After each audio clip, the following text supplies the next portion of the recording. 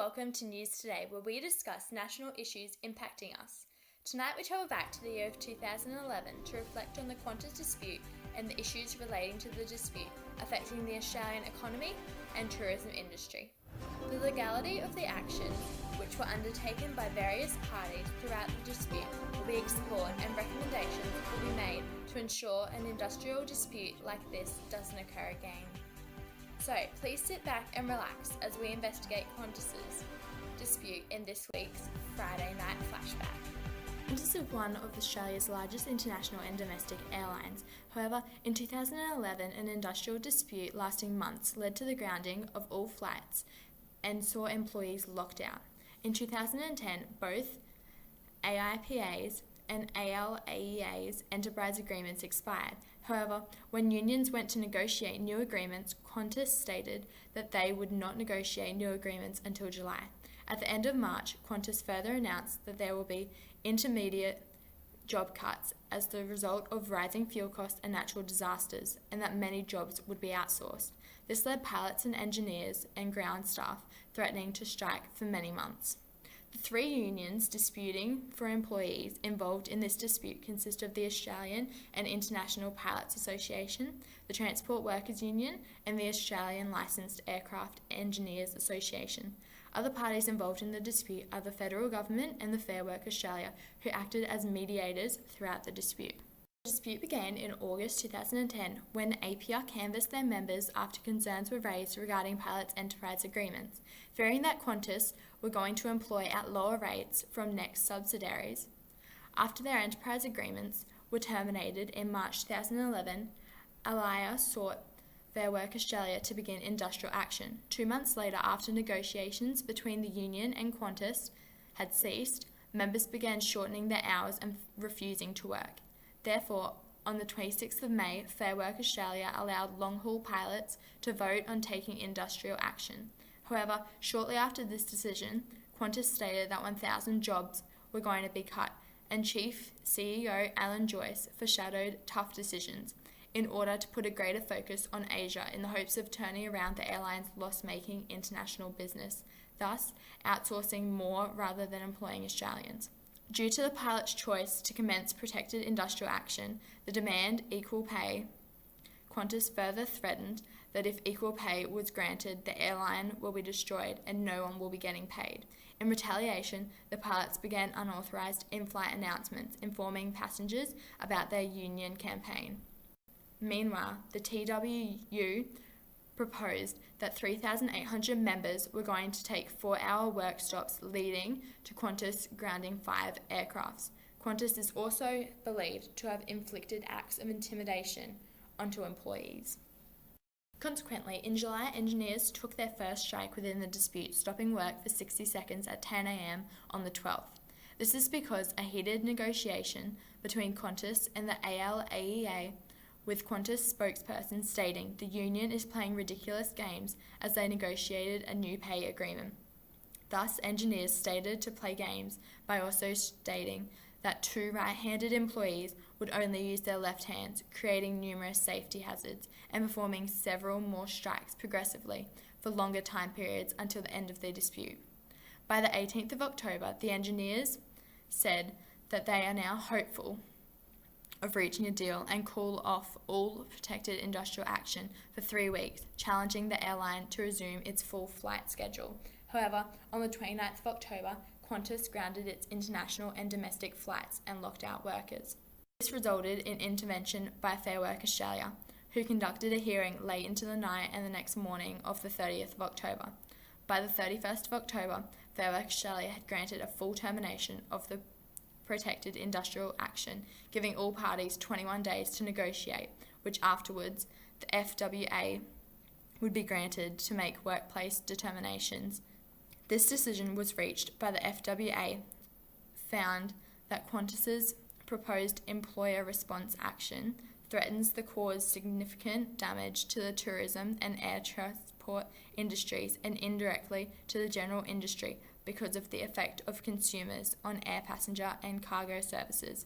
Despite months of work bans and stoppages taken by the TWU and ALAEA, the lower level protection option, the full bench consider unlikely that unions' protected action, even taken together, is threatened to cause significant damage to the tourism and air transport industries.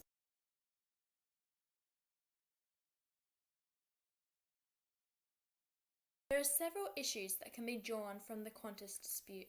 The first issue was the repercussion of 80,000 stranded passengers. Longreach Mayor John Palmer confirmed this issue by stating that the grounding of the fleet had damaged the airline's reputation, as a lot of customers were furious. Alan Joyce also offered apologies to the clients to apologise for the necessary action taken to ground the aircrafts, and compensation in the form of refunds and rebooking priority was offered to inconvenienced clients. Many chose to, however, leave the airline still. Consequently, Jetstar added 10 new flights to their schedule, who were able to assist 3,200 of those stranded, and Virgin added 3,000 extra flights. Therefore, Virgin's popularity rose to obtain a 20% share of the domestic business travel market, which has doubled its previous market shares. Virgin Australia CEO John said that Virgin carried an extra 30,000 travellers during the 48-hour shutdown, increasing the company's overall revenue and popularity compared to Qantas's. Queensland was also affected economically. Alan Joyce stated in an interview following the dispute that the initial industrial action cost the company $70 million, and that the business would have stood to lose a further $15 million each week that the dispute continued. This massive financial impact also continued after the industrial dispute had been resolved, as Qantas had to deal with the repercussions of their actions. Many of these passengers were angry at the company for inconveniencing them, thus they left Qantas and chose different airlines. Even with greater advertisement and promotions, Qantas was still greatly affected well into 2012. This matter was dealt with under legislation when the Fair Work Australia called for anti-industrial action under Fair Work Act 2009, Section 424. The tourism industry was also impacted, as the industry lost $80 million over the weekend of the grounding. This was shown between the end of 2011 and the beginning of 2012, as there was a massive change in the number of visitors entering into Australia, presumptuously due to the Qantas dispute around the same time. It is apparent that after the dispute in 2012, over 400,000 more people entered the country than in 2011 when the grounding occurred. Overall, 2011 had a total of 5,343,327 visitors, whilst 2012 had 5,589,162 visitors. Due to this overall decrease in visitors and tourists entering into the country at this time, all the tourism industry areas were affected, as aviation is the number one way tourists enter Australia.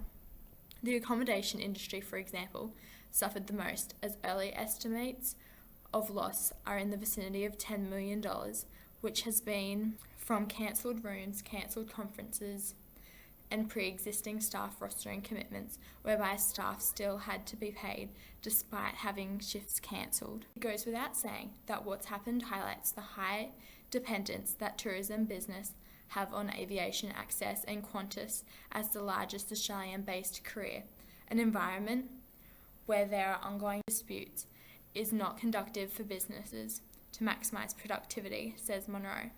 The final issue regarded the way unwilling to strike employees were treated by their unions and fellow members. Employees who continued to work through the striking and negotiation period supposedly received death threats from their unions. It was later revealed that they had also had their wheels slashed and car windows smashed. Joyce communicated his concern regarding the way in which these employees were treated by stating to Fairfax Radio, "I think it is vile. I think it is cowardly. Intimidation and bullying in any workplace is something that we should not allow." Joyce also sent out a memo to all 35,000 employees communicating the seriousness of such actions.